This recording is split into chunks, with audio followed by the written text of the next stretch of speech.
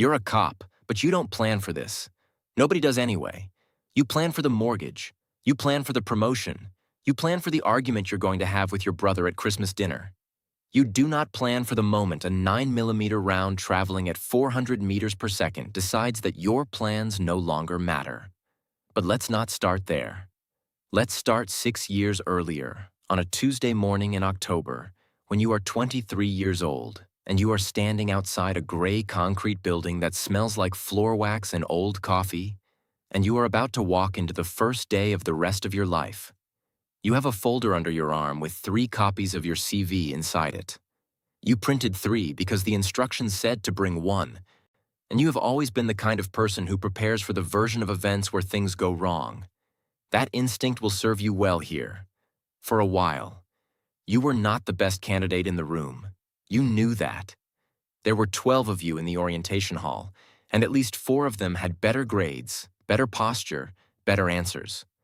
One of them, a tall woman named Jessica, who had interned at 2 federal agencies before she was 22, answered every question with the kind of calm precision that made the rest of you look like you were still figuring out the question. But you had something they didn't. You were willing to stay. Not just stay late. Stay in. Stay when the work was ugly. Stay when the pay didn't match the hours. Might stay when the thing you signed up to protect started to feel less like a cause and more like a machine that needed feeding. You stayed anyway. By the end of year 1, 3 of the 12 had quit. By year 2, 2 more were gone. 1 to a desk job in the private sector, 1 to something nobody talked about openly. Jessica got headhunted by a consultancy firm and left without much ceremony. You watched her go and felt something you couldn't name. Not envy exactly. More like the quiet recognition that she had seen something in the institution that you were still trying to convince yourself wasn't there. You moved into a shared apartment with a man named Matthew, who had been in the institution for 11 years, and who cooked the same pasta every Sunday and never once complained about anything. Not about the hours, not about the pay. Not about the supervisor who took credit for other people's work so consistently it had stopped being remarkable. You watched Matthew. You learned more from watching him than from any manual. Year 3. You get your first real assignment. It is not glamorous.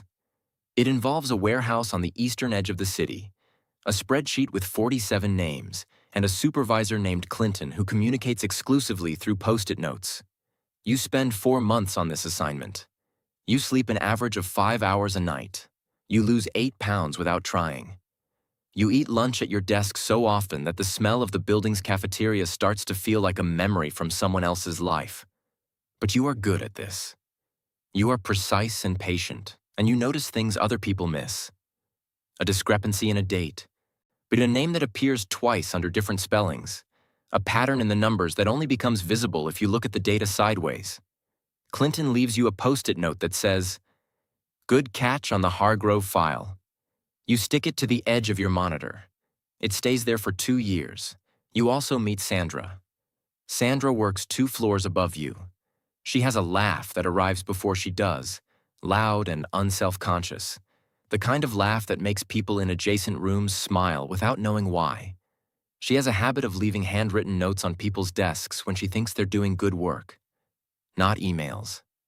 Actual notes on actual paper in handwriting that leans slightly to the left. One morning you arrive to find a note on your keyboard. It says, "You're more careful than you look. That matters here. You keep the note." You fold it into your wallet. You do not tell anyone. By year 4, you understand the institution.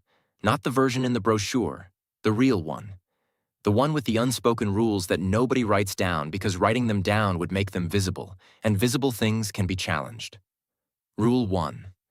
The people who move up are not always the most competent. They are the most legible. The ones whose ambitions are easy to read and easy to manage. The institution does not fear ambition.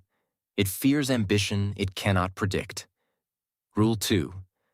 Loyalty is currency, but it devalues fast.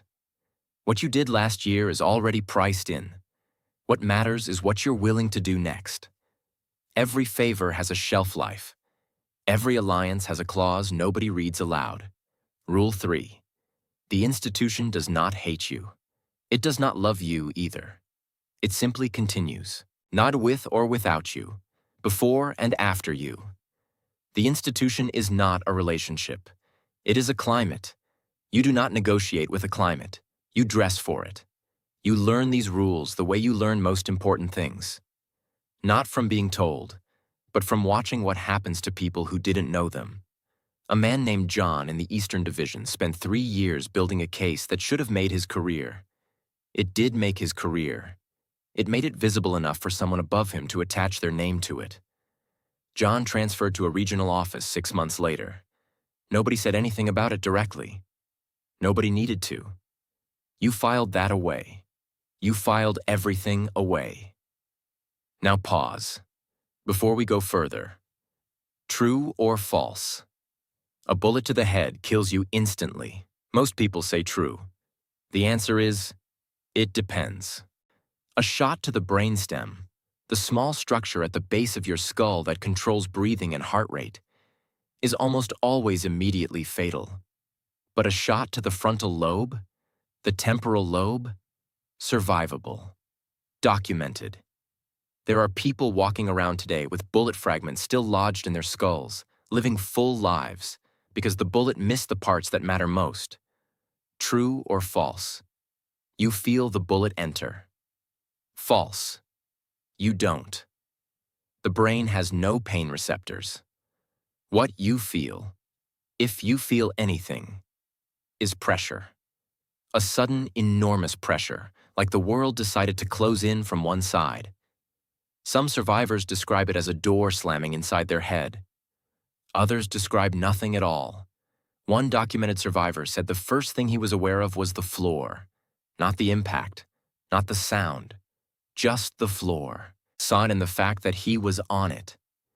True or false, your life flashes before your eyes. Unverified. But here's what neuroscience does confirm. In the final seconds of severe brain trauma, the hippocampus, the brain's memory center, fires rapidly and without order. Not a highlight reel. More like a drawer of photographs spilled across a floor. Random, non-linear. Yours. Hold that image. We'll come back to it. Year 5, you get promoted. The promotion comes with a new office, a new title, and a new set of problems that are structurally identical to the old problems but dressed in more expensive language. You now manage a team of 9. 3 of them are excellent. 4 are adequate. 2 are problems you inherited and cannot solve without creating larger problems. You learn to work around them the way you learn to work around a crack in a wall. Carefully, consistently, without ever fully fixing it. You are good at your job. People know this. What they also know, though nobody says it directly, is that being good at your job is necessary, but not sufficient.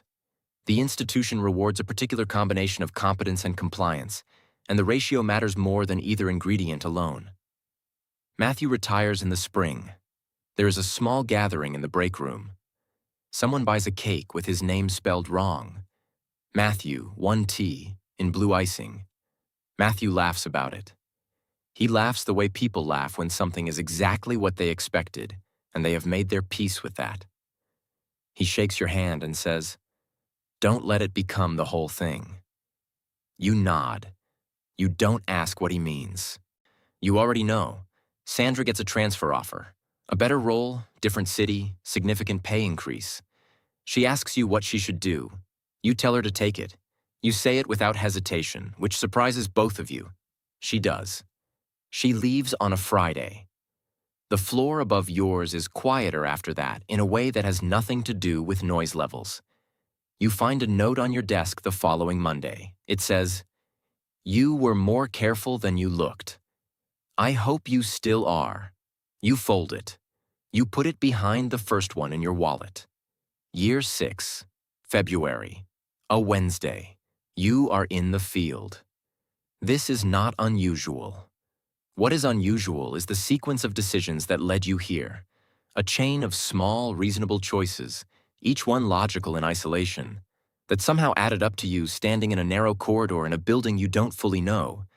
with information that arrived 40 minutes late, and a situation that has moved faster than the plan accounted for. You have been in difficult situations before. You know how to read a room. You know how to read a person.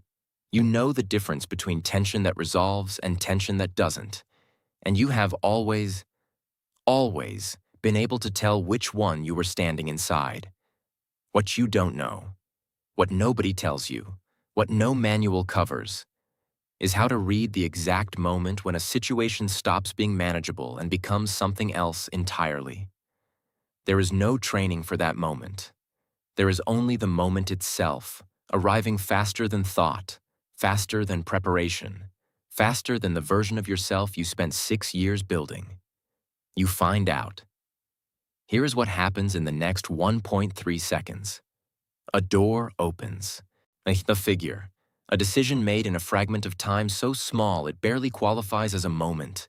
And then, pressure. Enormous, sudden, one-sided pressure.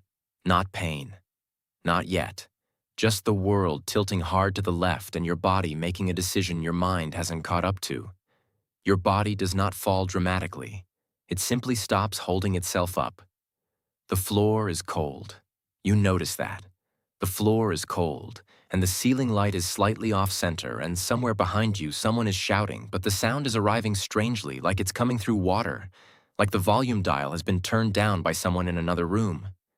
The hippocampus fires. Not a highlight reel. A spilled drawer. The gray Civic your father drove. The smell of floor wax on your first morning. The folder with 3 copies of your CV. Matthew's pasta.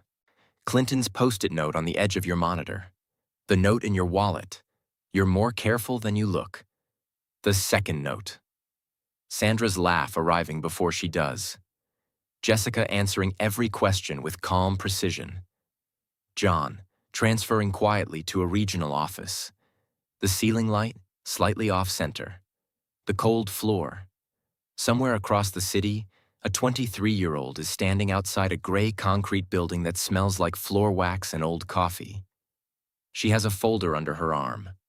3 copies of her CV because the instructions said to bring one, and she has always been the kind of person who prepares for the version of events where things go wrong.